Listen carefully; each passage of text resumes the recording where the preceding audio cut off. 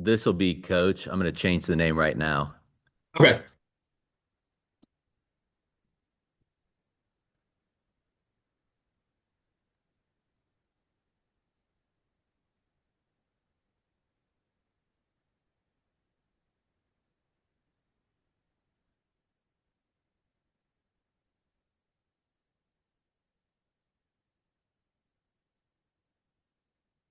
Everything sound okay, look okay, other than the subject? Yeah. No, you're just who we want to see today. That is fake news.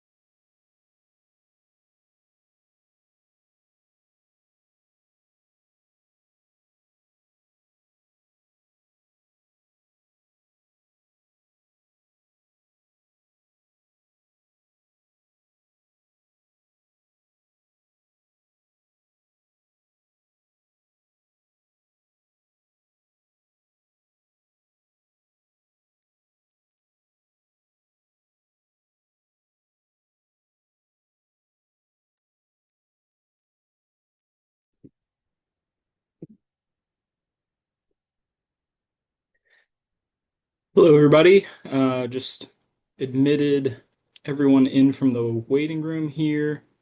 I'm gonna give just a few more seconds to see if anyone else comes in, and then I will get us started.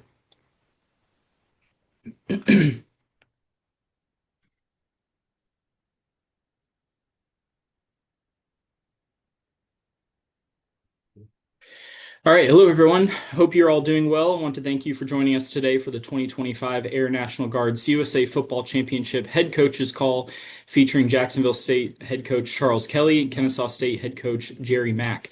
Coaches, thank you very much for taking the time today during your busy week. Before we get started, just a few housekeeping items ahead of Friday's game. If you haven't already, please make sure you apply for your credentials via the sports systems link that had been sent out a couple times. And if you still need that, please feel free to reach out to myself, Andrew Clausen from Kennesaw State, or Donnie Smith from Jacksonville State. You will receive confirmation of your approval via an automated email. Pickup for credentials in Jacksonville will be available on Thursday from 9 to 5 Central Time inside the north entrance of Pete Matthews Coliseum. And pickup will be available on game day inside the Meehan Hall lobby on the south end of Amherst Stadium. On to today's call format, we'll have Coach Kelly begin with a short opening statement, and then we'll take questions from the group. Please utilize the raise hand function to let me know if you have a question for Coach. Please state your media affiliation when called upon. We'll make sure to keep Coach to about 15 minutes, so please be mindful of that. Once he's finished around 12:15 Central, we will repeat the process with Coach Mack. Thank you again, and let's go ahead and get started with Jacksonville State head coach Charles Kelly, who will make a short opening statement. Well, first of all, it's an honor to be here. It's an honor to be able to participate in the Conference USA Championship. I can't say enough about this conference. Um, you know, I'd always followed it, when I was coaching at other places, but wow, from the administration, Commissioner McLeod, Trey Stallings, all the coaches in this league, all the players in this league, and I've said this many times, it's as competitive a conference, as I've been a part of. And I don't get into saying, well, we're the best or this or that, but week to week, I mean, you play against great football coaches, great football players, and it's an honor to be here. I can't thank, our administration enough for giving us the resources that it takes to be able to compete at this level. And I think, I've told people before that, you know, people have been winning at Jack State for a long time. There have been a long line of coaches that have been very successful. So I'm very honored to be able to have the opportunity to lead this program. We are excited about playing in this game. We're playing a great opponent that we've played before. I have tons of respect for Jerry Mack, for what he's done, not only with this program, but what he's done in his career. We have some common friends that we've never worked together, but I know people that have worked for him and or worked with him, and they just spoke so highly of him, and it shows. I mean, his team plays that way. They're very disciplined. They play very hard. They're very hard to defend on offense. They play very good defense. They're very good in the kicking game. So it's going to be a big challenge, for our football team, but we're excited about playing. Thanks, Coach. We'll go ahead and start with Max and then go to Thomas. Max Donaldson, Gadsden Times. Coach, everyone always says it's hard to beat a team twice. Just what's your take on that? And then also, maybe what's some things you learned from the first go around that will help you this time? Well, I think when you compete, you go into the game, uh, and I'm sure Coach feels the same way that when you play, this is a different game, and listen, if you have aspirations of playing in the NFL or coaching in the NFL and you're going to be successful, you got to play teams twice. So, that's just part of this game. That's part of what you do. It is going to come down to execution, you know, both teams. It's going to be who plays the best, and that has nothing to do with, winning or losing twice. That has nothing to do. That game was over with. The the game during the season. That's beyond. Some things that we learn. They. I think when you play somebody and you've scouted somebody twice, you always see some things that you didn't see before. You see mistakes that you made, in the first game, and you try to correct those mistakes. And um, but again, at the end of the day, this game is about execution and playing the right way.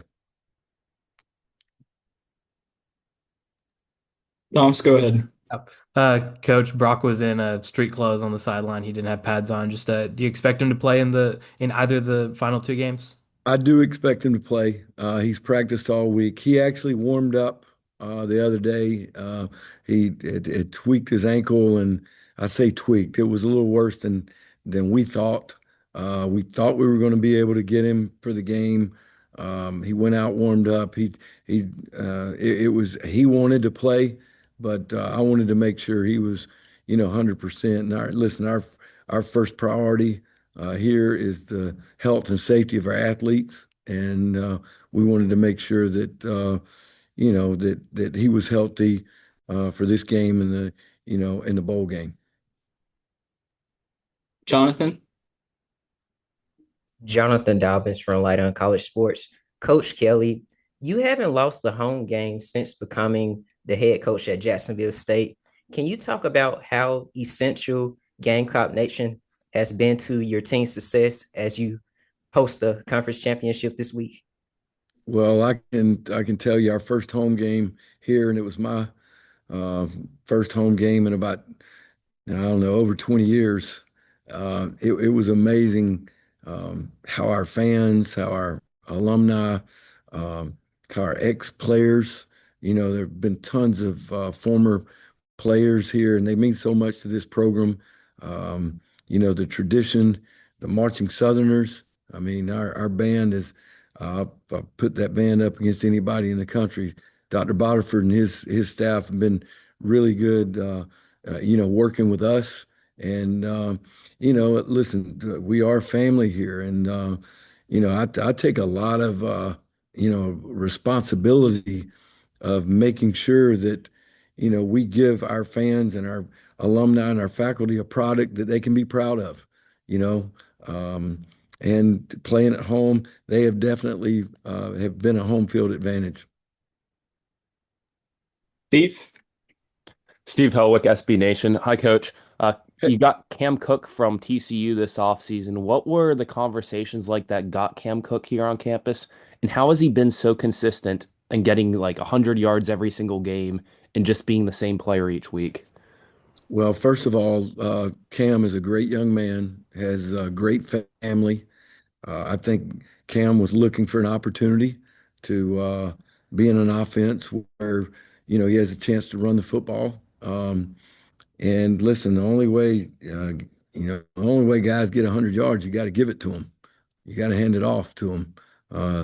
And listen, our philosophy offensively is, we want to be able to throw the ball to score, but we got to run the ball to win. And I think that if you look over any level of football that you play, you got to be able to do that. And we didn't promise him anything. It's just like anybody else that comes into our program. Um, doesn't matter whether you're a newcomer, whether you're a freshman. Playing time doesn't have an age limit; it has a maturity limit. And if you compete and you're the best player, we're going to play you. And he didn't come in here with any. He just wanted the opportunity, and we showed him. I think Clint Trickett and Maxwell Thurman.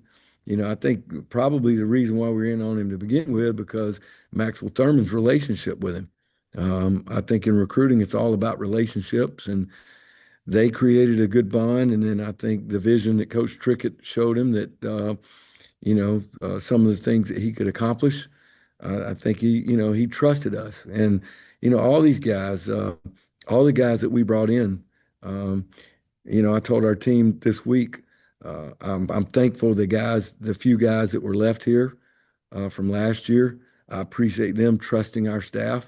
And then I appreciate the guys that we brought in new that trusted us, that believed, that what we were telling them was the truth. And all you can do is give a person an opportunity, and that person makes a choice every day to work and earn what he gets. And Cam's earned everything. All right, we'll go to Emmanuel and then I'll come back to Maxwell and Thomas. Thanks, Emmanuel Glaze from the Crush Sports Talk. Coach, what was it about, or what is it about Kennesaw offense that you guys really need to prepare for this week? Well, first of all, I mean they are really good executing. They are very fast. Um, they they're as fast as any team in the country.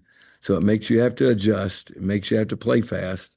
They got uh, really good guys on the outside. But I don't think what a lot of people realize is how well they run the football. Um, they got really good running backs, and as I just mentioned, and to be in this situation, you got to be able to run the football, and they can do that. They can run and throw. They're very explosive. They can score at any time. They do a good job in the RPO game. They do a good job of, finding what you're in and, trying to exploit that. So you have to be able to counter.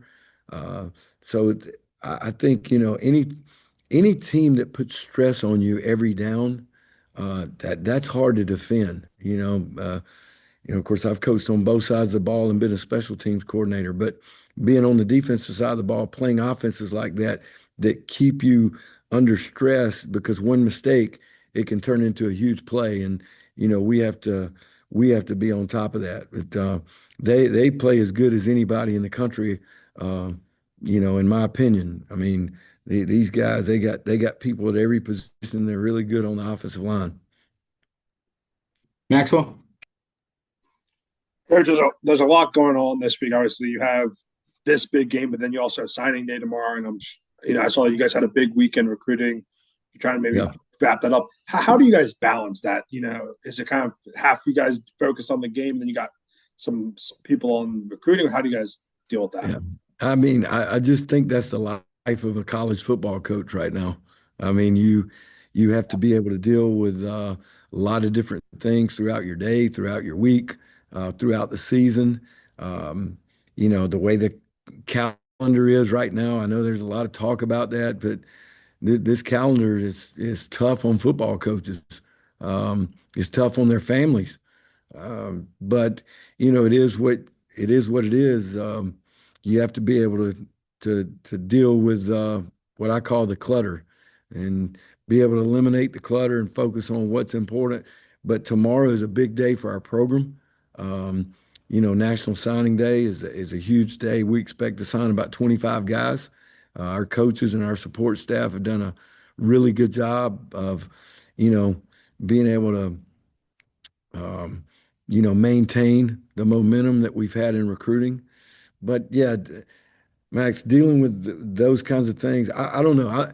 I tell one interesting story. I've had a buddy, got a friend that was a crew chief in NASCAR, and I actually went to the Daytona 500 with him one time, and I'm sitting with him in the trailer, and I'm thinking, it's the world's biggest race is fixing to happen, and it's like 15 minutes before the start of the race, and he's just sitting back there. He's got sponsors going everywhere, people coming in the trailer, and I'm like, how in the world do you focus?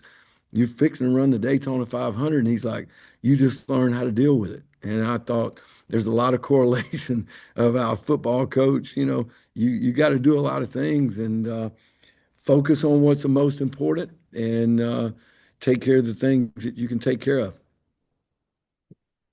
All right. Last question, Thomas.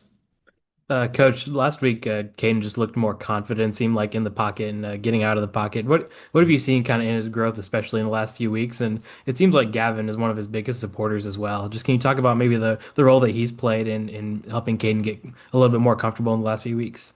Well, I'm gonna start with Gavin. Gavin's one of the most unselfish young men I've ever been around, and I believe he has got a future in the NFL.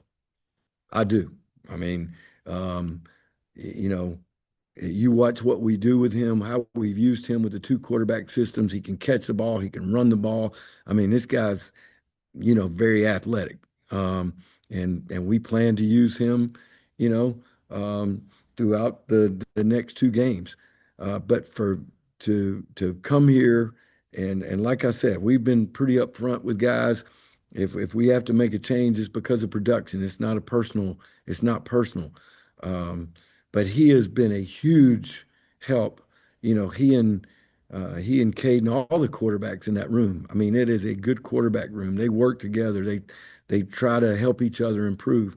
As far as listen, the more you play, the more you develop. I mean, I believe that. I don't. I think it's hard to develop as a football player unless you play. You got to play the game. So the more Caden's played, the more comfortable he's gotten. Of course, we all know what he can do athletically. In the run game, he makes good decisions, but he's getting more comfortable in the pocket. Um, he's got that clock in his head that I think is important for all quarterbacks.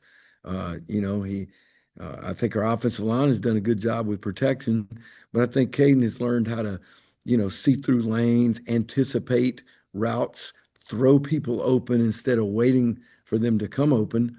Those kinds of things I think he's improved on. And, I've told people before, I mean, Caden can throw the football and we want to be able to throw the football. We need, that's one thing we work on every week is to do it better. But I think he's improved his whole game. And, Gavin has been a huge part of that. And, I am so thankful that Gavin Wimsatt, became a part of our team. Awesome. Well, thank you again, Coach, for taking the time today. Best of luck Friday night, and all of the media that joined us. Thank you as well for your time and interest in the Air National Guard CUSA Football Championship. Look forward to hopefully seeing some of you later this week in Jacksonville. I'm going to go ahead and allow Coach Kelly to hop out, and then I will bring in Coach Mack. All right.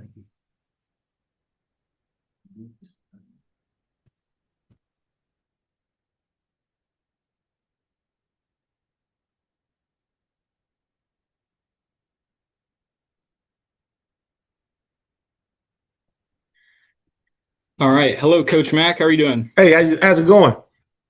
Good, good. So just as a reminder for everyone, in case I think we have pretty much the whole group in here, but we'll have Coach Mack begin with a short opening statement, and then we'll take questions from the group. Please utilize the raise hand function to let me know if you have a question for Coach. Please state your media affiliation when called upon. We'll try to keep Coach here about 15 minutes. So we'll go ahead and get started with the opening statement from Coach Mack. Well, first of all, very thankful that you guys decided to join us today. Can't say enough about how excited this university is, our program is about the opportunity to play in the Conference USA Championship. This is what it's all about: coming to college football, having an opportunity to play for a championship, to try to make all your hopes and dreams come true. Everybody starts the year off kind of on the same journey, on the same path, and there's only so many teams in the country that is going to have that opportunity to play this weekend. So, we're excited about the opportunity to go back to Jacksonville and play a really, really good football team. And as of that, I open up for questions. All right, we'll start with Kai. Yeah, hey Coach, Kai Millett with the KSU Sentinel. Your name has deservedly been brought up regarding some of the head coaching vacancies across the country. I just wanted to know your thoughts on that and give you a chance to comment. Yeah, extremely honored. I think it's a compliment to our staff and our players of the work that they put in more than anything else. I tell them all the time, I'm just along for the ride a lot of times and happy to give me a seat on the bus. But very flattering to have that to have my name brought up. Anytime you put in that work is a good thing. But the reality is, we have a conference championship that we're preparing for. I don't really concern myself with any of the talk. Obviously, you get texts and calls and things like that. I try to have my phone on silent and mute as much as possible during these times of the year. We have representation to talk to people if need be. But my total focus, to be honest with you, is really on this championship game. Yep, and as a reminder going forward, let's try to keep this focused on the championship game this Friday. Next up, we'll go to Emmanuel. Hey, Coach Emmanuel Glaze from the Crush Sports Talk. In a year of historic firsts for this program, how do you allow the team to understand what they've done, but also keep focus on that the job is not done and focus on a game like this Friday? Well, we talk about riding an emotional roller coaster all the time. And right now, that is what's going on. You guys, these feelings that's going through you that, you pat yourself on the back. They've done something incredible and have an opportunity to make history and have made history this year. But at the same time, I think everybody's really excited about the opportunity to go back to Jacksonville State. We feel like we kind of let one slip away and make some mistakes. And, anytime you get a second chance in life to, revamp and try to reconcile some of those mistakes you made. You're excited about that chance because where those traps and where those blind spots lie. So that's the biggest thing I think these guys are excited about. Maxwell. Hey, Coach, Matt Donaldson, the guys sometimes. Just Jack State does a lot with the two quarterback system there, with both Creel and Wimsatt. Just kind of how difficult does that make them to defend, especially when you see both of them out there? Extremely. When you have those guys as both a threat, no matter where they them up at on the field, that now you're talking about double passes, backward pass. You're talking about all kind of things that could potentially happen. Hand the ball off to one and then the other one throw it. So you just got to be, really on your keys. Our defense, we're trying to get a bunch of different looks and a bunch of different variations of trick plays with two quarterbacks on the field doing practice. But it's hard because you just never know really what could happen. When you got those two quarterbacks, the ball can go anywhere, and it's still an opportunity for a forward pass. Thomas? Hey, Coach, Thomas Ashworth with Alabama Media Group. Coach, I covered Jack State, but I'm from Powder Springs. So I remember when, Kennesaw was really up and coming and actually started the program, and to see it kind of shift, to a different level. Just have you seen kind of the growth of it, from Cobb County, and just kind of how it's kind of put it on the map, and just what has it done, do you think, for the university and that area of Georgia where the talent is just so rich at high school football level? Yeah, when I first got the opportunity to talk about this job and be involved in the mix in this job, the community, especially Cobb County, the area was one of the things that attracted me to the job because of obviously the recruiting base, the high school football talent in the area, opportunity to not only recruit the high school kids, but even guys that go off to school somewhere and get them to come back. Being next to a major metropolitan airport in Atlanta to get kids in and out as quick as possible across the Southeast region, man, it was so many things that attracted me to this job. Then you started talking about the football part. Like they had success. Kennesaw has had success at the FCS level, and they have been good before. Making that step up, making that jump up is always difficult in transition. But I really felt excited about the alignment of our president and our athletic director about where they wanted to take this program. And I hope that we're showing that, when you have alignment from a football coach and president and administrators, man, anything can really happen. Obviously the players on the grass, they make things happen, but we could not do what we do without the support financially, and off the field from just our powers that be. Ken? Chair, this is Ken Sugiura of the Atlanta Journal-Constitution. I'm curious, was there a game this year or maybe even earlier, coming into a new conference, first year on the job, that you recognize that this sort of season was possible? The first game, the very first game we played Wake Forest and we ended up losing by 1 point. I think that's when I knew we had a football team. Now, I didn't know exactly how good we could be because there were a lot of things we need to continue to clean up. But to see the fight, the effort, the grit, the toughness that this team applied in a game like that of a team that has more resources, they're bigger, they're faster in a lot of ways in some spots. Those guys didn't blink. It didn't matter who the opponent was. They just went out there and competed, and they gave themselves a chance to win that game in the fourth quarter. And we came up short. So that's when I knew we probably had something special on our hands. And go to Indiana. We fight for about a half or so, and they became Indiana after that. But after that, I think we kind of settled into we have some pieces. We just got to do a great job of putting those pieces in the right place. All right, we'll go to Julian. You're on mute. Coach Mack, happy Tuesday. Thank you for your time and taking this call today. I know you said that you turned your phone off and let your representation handle some of this business when it comes to the business of college football. But could you just speak on how are you communicating with your students right now, with your players right now, amid things going on nationally with Coach Lane Kiffin and a lot of other movement in college football? Like, how are you communicating to them that, hey, like, I'm invested here? Yeah, we talk about being where your feet are. That's the biggest thing. We all have been on this journey since day one, whether those guys came in January with us or whether they came in the summertime with us. So, like, we cannot let this golden opportunity pass us by. Like, it's only so many times in the history of your college career and even coaching career that you really get a chance to play for championships.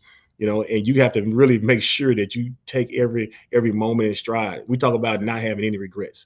And I don't want to have any regrets looking back 5-10 years from now, because at the end of the day, this team is going to be a team that comes back and they're going to celebrate at Kennesaw State. It'll be really good if they're not just celebrating us for a bowl game, but they're also celebrating us for a championship. Go to Emmanuel. Hey, Coach. Odom didn't have the greatest game the first time he played Jacksonville State. What do you tell him this week to maybe keep him focused and not to get too overexcited or trying to prove a point just to play the game that you want him to play against this week? So proud of the way he has really attacked everything that happened to him after that game. When you look at statistically against Missouri State and against Liberty, I think Amari's counted for almost probably 11 or 12 touchdowns since that debacle at Jacksonville State. But that is what growing up. That was becoming a young man. That's what it's all about. Learning from your mistakes. And he is really ahead of the curve, and he's understanding that at a very young age.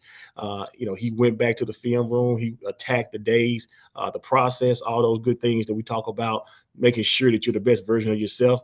So I think he is ready for the moment now. He probably felt like, or we felt like he was pressing a little bit because of the magnitude of that game.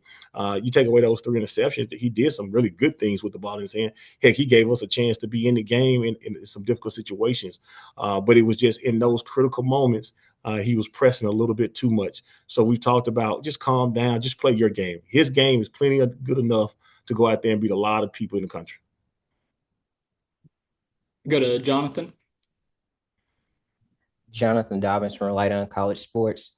Coach Mack, the last time you actually coached in a conference championship game was in 2007 at Jackson State. Can you talk about how you've grown? I know you won many MEAC championships at NC Central, but you weren't coaching in a conference championship game. And how excited are you about having the opportunity to do this week? Extremely excited, even though some of that game wasn't titled as the conference championship games, during the time at North Carolina Central, they were for a conference championship because the winner was the outright champion or co-champ and had a chance to go to the Celebration Bowl. But nonetheless, like from that aspect, anytime you get a chance to coach in a championship situation, it's a blessing.